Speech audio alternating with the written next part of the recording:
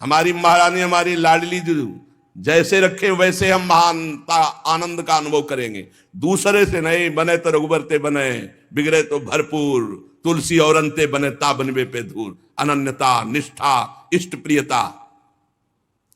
जिसने संसार में किसी और का भरोसा कर लिया, बस बहुत बहुत बदल जाता है। हां, बहुत बदल जाता है।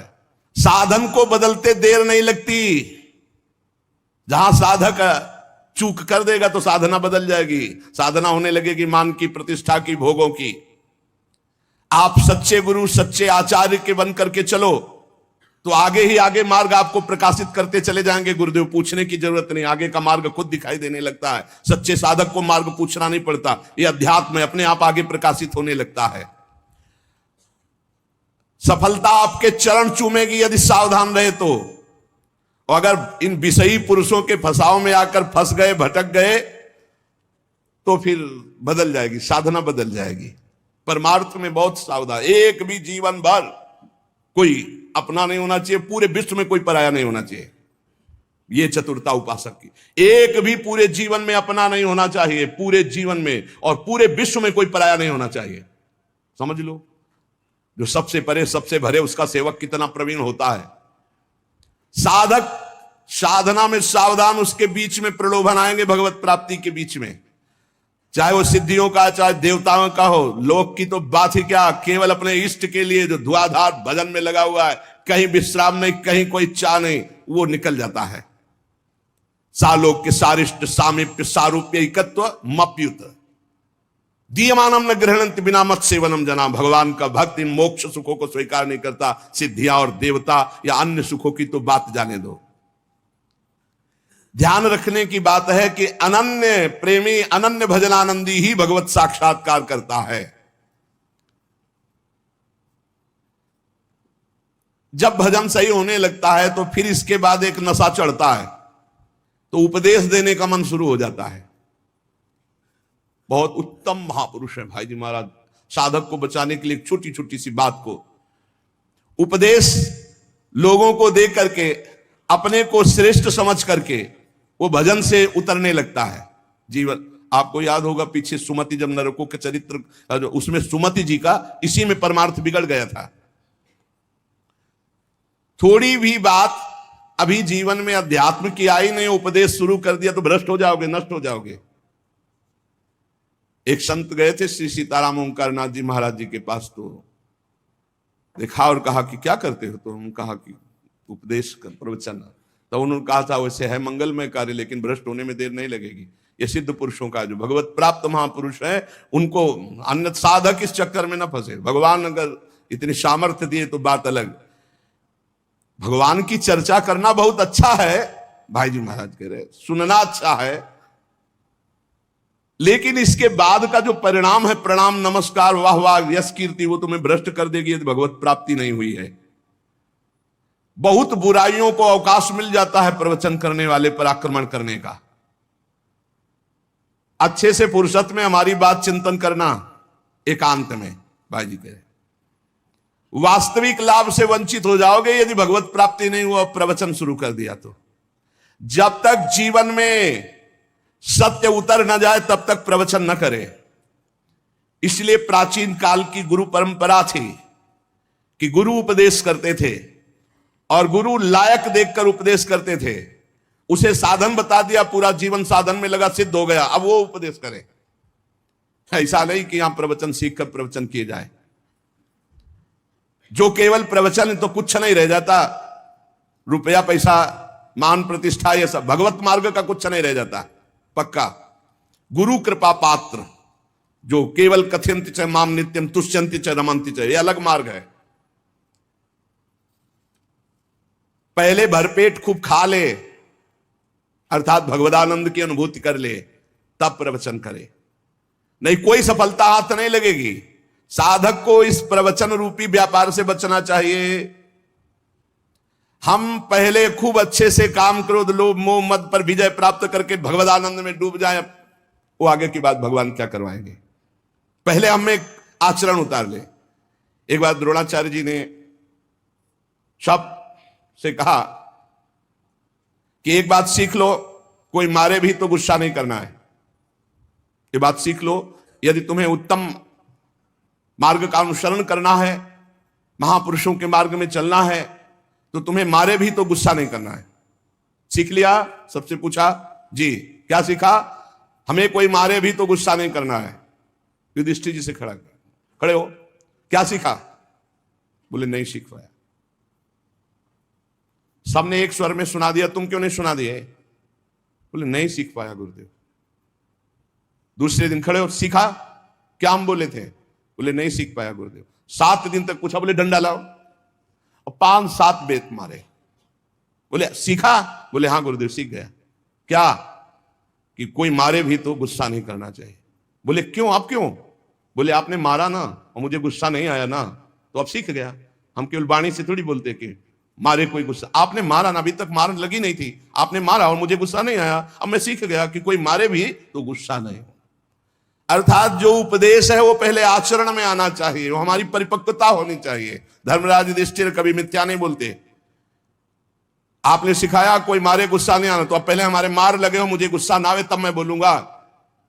कोई मारे फिर भी गुस्सा नहीं आना चाहिए। तो हर रोज हम बड़ी महिमा की बात कह रहे हैं, वही सत्संग सुनाते हैं घुमा के, चाहे शब्दों का अंतर हो, सत्संग वही होता है। क्योंकि नई बात आएगी कहां से? शास्त्रों में जो है वही तो सुनाएंगे, परमार्थ की बातें घुमा फिरा कर 1000 बार वही हम कहते हैं। कहने का तरीका भले अलग हो, लेकिन 1000 बार वही बात हम कहते हैं। आपने स्वीकार किया जगत मिथ्या है, भगवान सत्य है? स्वीकार किया आज तक? नहीं। स्वीकार किया सब में भगवान ही भगवान है? नहीं। स्वीकार किया कि 1 मिनट भी भजन से विलग नहीं होना? नहीं। और यही बातें तो घुमा घुमा के कही जाती है। तो क्या केवल सुन रहे हो, उसे गुण नहीं रहे, उसे जीवन में उतार नहीं रहे? नाम का ऐसा अभ्यास कि नाम रुके ना। एक संत के एक शिष्य थे, तो शौच में भी नाम जप कर रहे थे, कृष्ण कृष्ण कृष्ण कृष्ण। किसी ने देखा, जाके उनके गुरुजी से कहा, महाराज ये तो बहुत ही भ्रष्ट है। क्यों? बोले तो शौच में भी नाम जप करता है। ओ बड़ाई ना करके उसकी बुलवाया, शौच में नाम जप करते हो? गुरुजी ने कह दिया। दूसरे दिन ऐसे जवान पकड़ के शौच में बैठा, और वो जो दोष दर्शन करने वाले होते हैं वो सब, उनका एक चश्मा अलग होता है, वो छिद्रान्वेषण, दूसरों के दोष ही देखा करते हैं। दूसरे दिन वो गए, बोले महाराज आज तो मुंह में हाथ डाले बैठा, ऐसे ऐसे बैठा था। तो बुलाया और कहा, भाई वैष्णव होकर तुम अवैष्णव काम करते हो, शौच के समय ऐसा नहीं, मुख में हाथ क्यों डाले थे? तो रोने लगे, बोले गुरुजी आपकी आज्ञा भी नहीं टाल सकते, और मुझसे नाम के बिना रहा नहीं जाता, इसलिए मैंने जवान पकड़ा कि जवान से नाम ना निकले, पर उस समय भी हृदय से चल रहा था, हृदय से लगा लिया और कहा बेटा तुम्हारा जीवन धन्य हो गया। गुरु के मना करने पर भी नाम जब ना उनकी आज्ञा का पालन हो, तो इसलिए जवान पकड़ लिया, पर खुल के कह दिया कि गुरुजी शौच में भी हृदय से नाम चल रहा, हम नहीं छोड़ पाएंगे। तो बोले यही जीवन का सार, और हृदय से लगा लिया। और छिद्रान्वेषण वाले को कहा आज के बाद हमारे सामने मत आना, हमसे रहा ना जाए, हमको कसम दिला दी जाए तो भी ना रहा जाए। एक संत के पास एक गए, बोले 18 साल से आपने कहा था राम राम जप को, तो हमने जप किया, लेकिन हमको कोई दिव्यता तो समझ में आई नहीं। तो उनका अच्छा हमें गुरु मानते हो? बोले हाँ गुरु मानते हैं, आपको पक्का मानते हैं। बोले तुम्हें हमारी कसम है, बस कल तक ये नाम ना जपना, फिर कल आओगे तो हम ऐसा मंत्र देंगे कि बहुत जल्दी तुम्हारे को सिद्धि प्राप्त हो जाएगी। तो ठीक है, प्रणाम करके चले, फिर हुआ अभ्यास। अब गुरुजी ने कसम खवाई तो सीढ़ी नहीं उतर पाए, रो के आए, बोले गुरुजी ऐसा तो नहीं हो सकता, अब नाम तो नहीं छूट सकता। गुरुजी आपने कसम खवा दी, इतनी देर में कितने नाम चल गए गुरुजी, अब ऐसा नहीं। बोले बस यही मिला 18 साल से, जो नाम में तुम्हें प्रियता हो गई, अब क्या दुर्लभ रह गया? आगे जब इसका फल प्रकाशित होगा तो सच्चिदानंद भगवान का मिलन। तो हमारा स्वभाव बन जाए कि रहा ना जाए बिना भजन के, हमारा जीवन भजन बन जाए। मत प्राणाह उसे ही कहते हैं, हर श्वास में भगवान का स्मरण। गोपीजनों के लिए भगवान ने कहा मन मनस का ता मन मनस का मत प्राणा मदर्थ त्यक्त दहिका। मन मनस का, उनका मन मैं हूं, उनका प्राण मैं हूं। गोपियों के हृदय में श्री कृष्ण प्राण है, गोपियों के मन श्री कृष्ण है। मेरे लिए समस्त देह सुखों का त्याग कर दिया। देखो भगवत प्राप्ति ऐसे नहीं होती, मेरे मन से जीवित हैं गोपियां। भगवान ने कहा मेरे प्राण ही गोपी के प्राण है। भगवान के प्राणों से अनुप्राणित, भगवान के जीवन से जीवित। ये क्यों? भगवत स्मरण। हर श्वास तो भगवान को प्राण समर्पित, हर वृत्ति तो चित्त और मन समर्पित, पूरा निश्चय भगवान मेरे तो बुद्धि समर्पित और अहम भगवान के दासत्व में समर्पित। जब श्री भरत जी महाराज चित्रकूट जा रहे हैं तो भरद्वाज जी के आश्रम में तो उनको रात्रि में बड़ा संकोच हो रहा है भरद्वाज जी से एकांत में मिलने की, क्योंकि भरत जी को एक अंदर चुभन थी कि मेरे को ही लक्ष्य बनाकर कैकेयी मैया ने राम जी को 14 वर्ष का वनवास, तो बड़ा कि मैं ही ऐसा कलंकी हूं जिसके कारण मेरे प्रभु को इतना कष्ट, तो बड़ा सकुच कर रहे थे। और वहां चर्चा हो रही थी, भरत जी पधारे हैं तो कहा भरत सरिस को राम सनेही, जगु जपु राम राम जपु जेही। अरे भरत जैसा राम प्रेमी कौन हो सकता? सारा संसार राम राम जपता है, पर राम जी क्या जपते हैं? श्री भरत श्री भरत श्री भरत। भरत सरिस को राम सनेही, जग जपु राम राम जपु जेही। भरत जी के समान कौन प्रिय? क्यों? भरत जी जैसे राम जी को निरंतर जपते, ऐसे राम जी श्री भरत ऐसा जपते हैं। प्रेमी का हृदय हर समय अपने प्रीतम के चिंतन में तन्मय रहता है। विलक्षणता उसी में आती है जो निरंतर भजन परायण रहता है। भगवान का स्वभाव, भगवान की महिमा, भगवान का प्रभाव उस भक्त के हृदय में उतरने लगता है जो निरंतर भगवत चिंतन परायण रहता है। यहां सावधानी रखनी है। भजन परायण होने पर भी हमारे अंदर चाह नहीं पैदा हो रही तो कोई न कोई हम में त्रुटि हो रही है। जिसको अपने साध्य का पता है, मेरा साध्य क्या है, श्यामा श्याम, तो फिर राजी कैसे हो रहे हो? और से जब तुम्हारा साध्य श्यामा श्याम है तो तुम राजी कैसे हो रहे हो? और बात से, धन से, संपत्ति से, प्रणाम से, नमस्कार से, जब तुम जानते हो ये मिथ्या है, तुम्हारा साध्य परमात्मा है, तो तुम परमात्मा के सिवा अन्य किसी से कैसे राजी हो गए? साधना के विघ्न जिनसे हमें बचना है, ये विघ्न है। अपने आराध्य देव साध्य के बराबर किसी को नहीं रखना। ये बात समझो। किसी वस्तु, व्यक्ति, स्थान, घटना, परिस्थिति, कैसे तुम राजी हो गए कि प्रभु का विस्मरण, जैसे हम किसी व्यक्ति से मिलने में प्रभु को भूल गए तो वो व्यक्ति प्रभु से बढ़कर हो गया। किसी वस्तु के भोग में हम प्रभु को भूल गए तो वस्तु प्रभु से बढ़कर हो गए। साध्य की ओर जिसकी दृष्टि नहीं है वो साधक किस बात का? अपने को जो एकांत रूप से भगवत प्राप्ति के मार्ग में चलाया है उसी को साधक कहते हैं।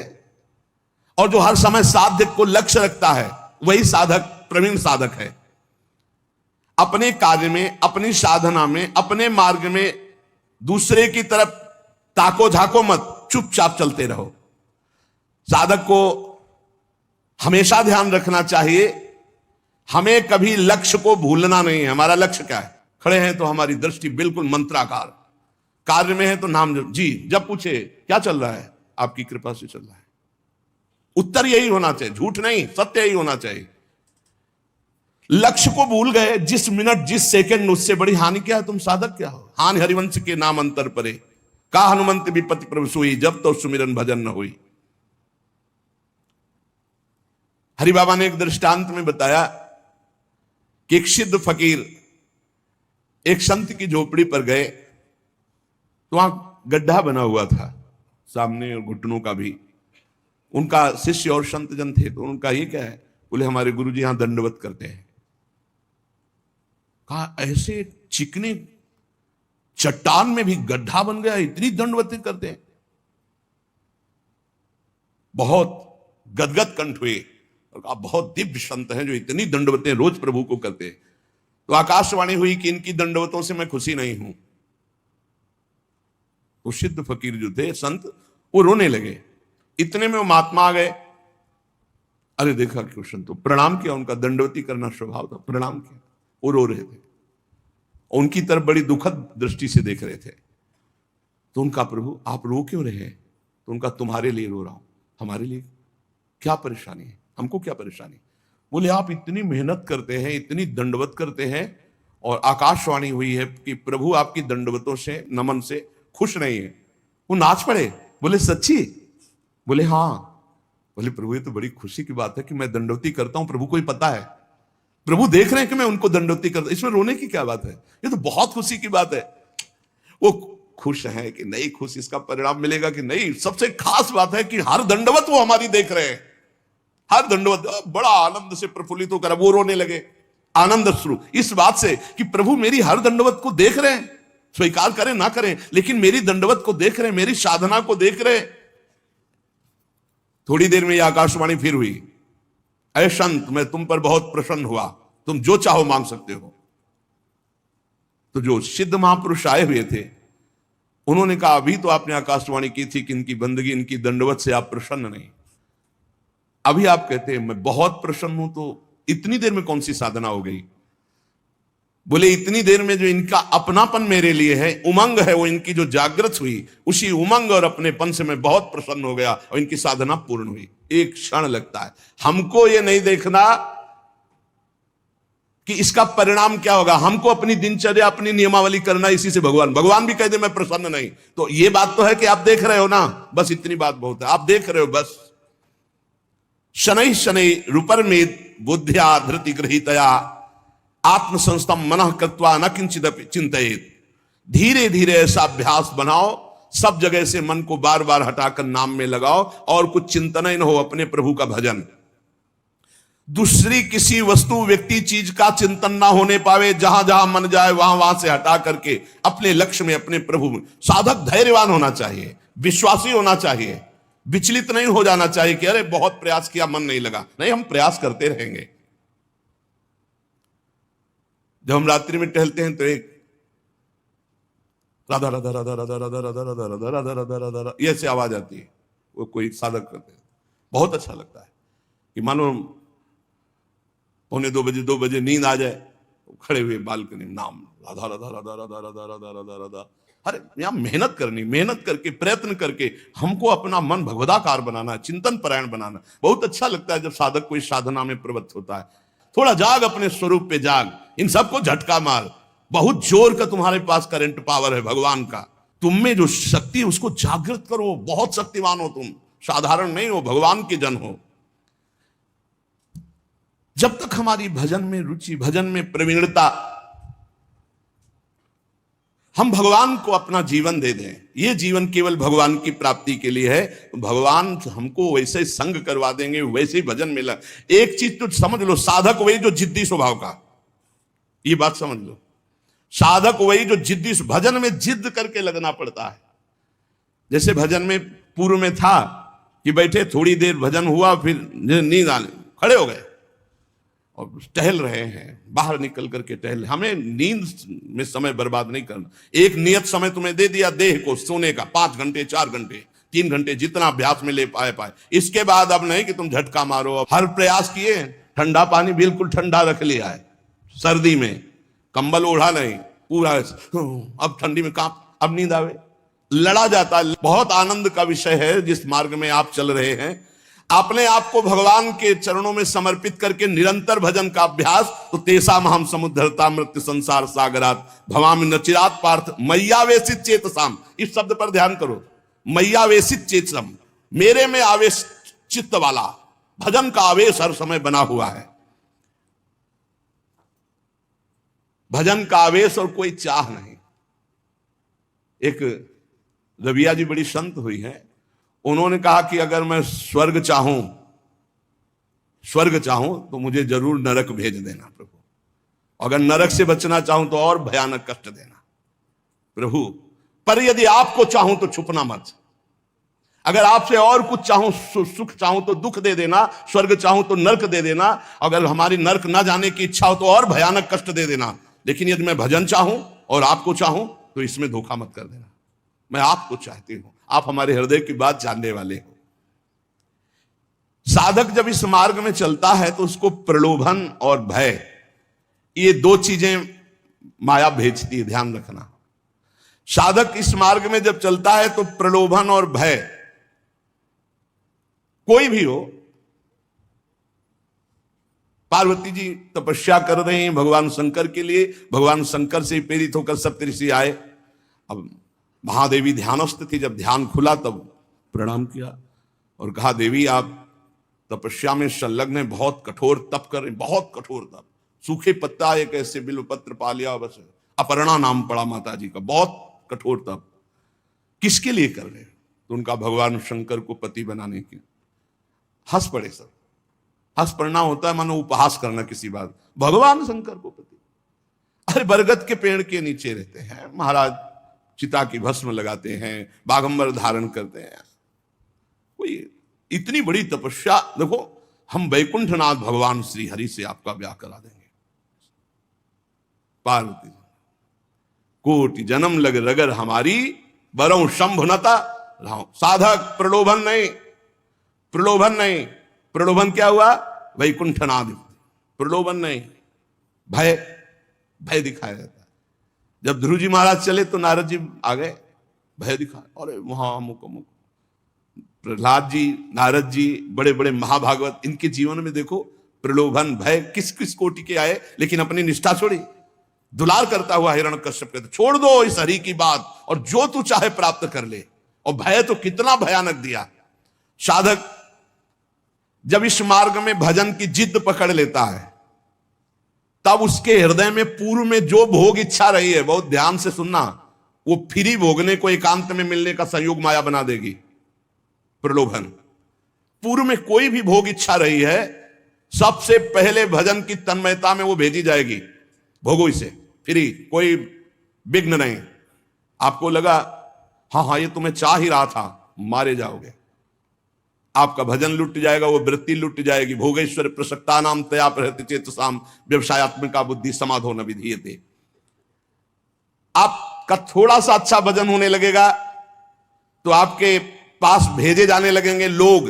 ध्यान से सुनिए, बड़े भजनानंदी है, ले सेव अंगूर, ये ले वो ले, ये रुपया की गड्डी, कभी कोई जरूरत हो फोन नंबर ले, ये ले फोन हो, उसमें ये भगवान की माया आपके भजन की एकांतिक वृत्ति को छीनने के लिए व्यवस्था भेज रही है। ये तुम्हारे भजन का फल नहीं है, भजन का विघ्न है। बहुत से भक्त बनने लगेंगे, आपका पूजन करने लगेंगे। बहुत खतरनाक खेल है, बहुत समझ के। पूजा अच्छी लगने लगी, फल फूल अच्छे लगने लगे, रुपया पैसा अच्छा लगने लगा, फोन नंबर अच्छा। अरे भाई जिनके पास फोन है अब उनको दूसरे की जरूरत क्या है? असंगोहम पुरुषा, अकेले रहकर पूरे विश्व का सब भ्रमण करो, उसी में सब चीज है। इतने इतने बच्चे हैं, सब ज्ञान है उनको, पूरा विश्व का ज्ञान है मोबाइल भगवान की कृपा से। अगणित रूपों में आपके पास भजन का विघ्न भेजा जाने लगेगा जब आपका भजन सही होने लगेगा। कुछ तो बड़ाई करने वाले भेजे जाएंगे, मुंह चुपड़ी बोलने वाले। बचना चाहिए इसों से, जलन पैदा होनी चाहिए। जब माया ये जान लेती है कि भगवान बनना चाहता है, तो वो मायापति तो सिर्फ भगवान ही है, वो ऐसे प्रश्न फेंक देती है कि वो अपने आप चिल्लाने लगता है कि मेरे जैसा आदम कोई नहीं है। बड़ाई सुनकर अच्छी लगने लगे, साधन मार्ग के पथिक को बच के। साधन की सिद्धावस्था है, सबके चरणों में वंदना करो, सब इष्ट रूप है, हम सबके दास हैं। शो अनन्य गति जाके असमति न टरे हनुमंत, मैं सेवक सचराचर रूप स्वामी भगवंत। कहीं धोखे में मत आ जाना।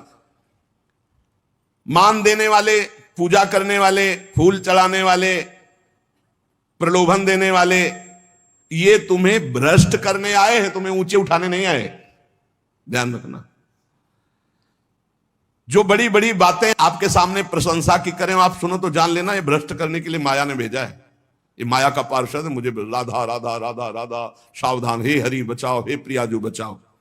अगर इनसे बच गया तो आगे सिद्धियां आती है। सिद्धियां किनको आती हैं? जो इन सब से बच गया।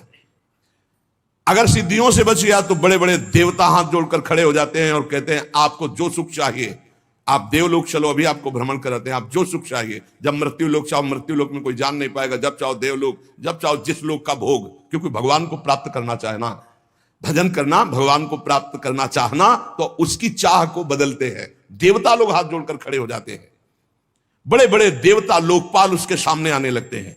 आप वरुण लोक चलो, आप इंद्र लोक चलो, आप वायु लोक चलो, साधक भय और प्रलोभन आखिरी तक, जब तक भगवान के दर्शन न हो जाए, कुछ स्वीकार न करे, इनसे बचा रहेगा तो भजन सफल हो जाएगा।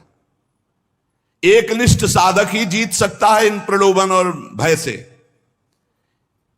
अपने गुरुदेव को आदर्श मानकर बस उनकी आज्ञा पर छुप करके अपने आप को छुपाकर भजन करके भगवत साक्षात्कार कर ले। फिर भगवान जब करवाना चाहते हैं जगत मंगल, फिर वो सारी जिम्मेवारी उनकी होती है। हमारा मार्ग कैसा है ये हमें केवल गुरुदेव से देखना है और किसी व्यक्ति से सलाह नहीं लेनी। फिर हमें कोई बुरा कहता रहे तो हमें कोई परेशानी नहीं, क्योंकि हम गुरुदेव से मिलकर चल रहे हैं। बस साधक मार्ग पर चलने वाला है,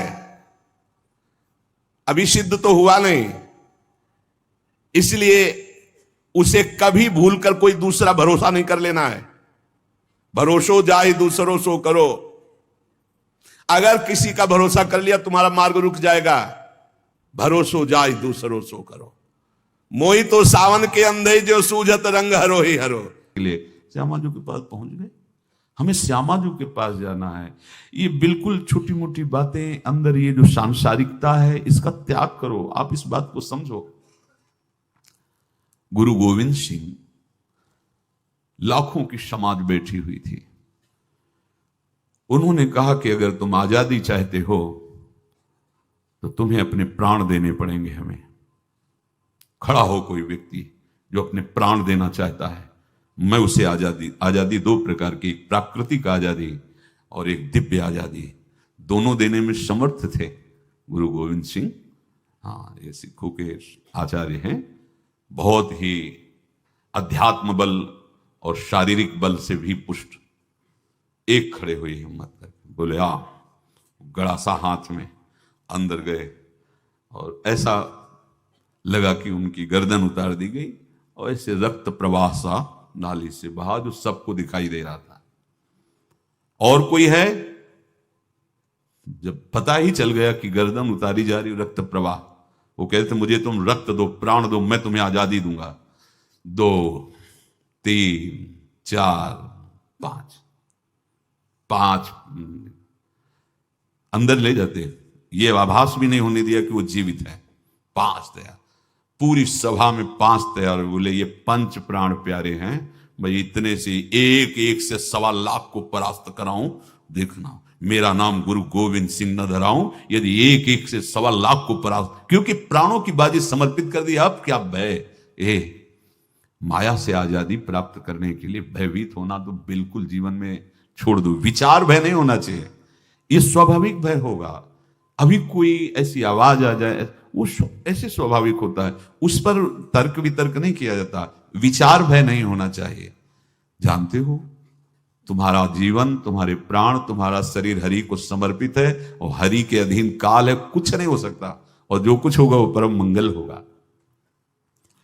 किसी भी अड़चन को भगवान के सौहार्द के सामने अड़चन मत मानना।